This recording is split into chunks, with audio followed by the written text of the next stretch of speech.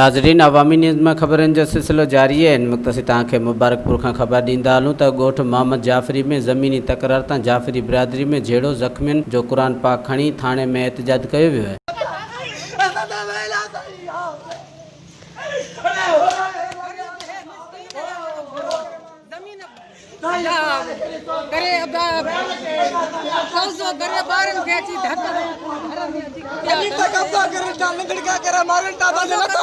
गरीब जो काम नथा करन हो पैसे वाला उन्हनि जो घर करन था फराद करन था गरीबन जो फराद नथा करन था खबर की मतलब जो भाई बच्चे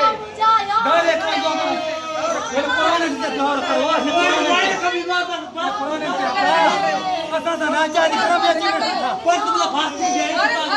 अरे फांसी दे तो अता जो घर तक अपनी चुनन के भाई बैठे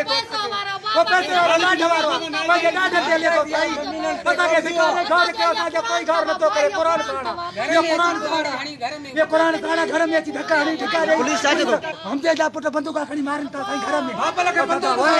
वधिक ख़बरनि ऐं तफ़सील जे लाइ विज़िट कयो असांजी वेबसाइट awamiNewsHD.com ऐं ॾिसंदा रहो अवामी न्यूज़ HD।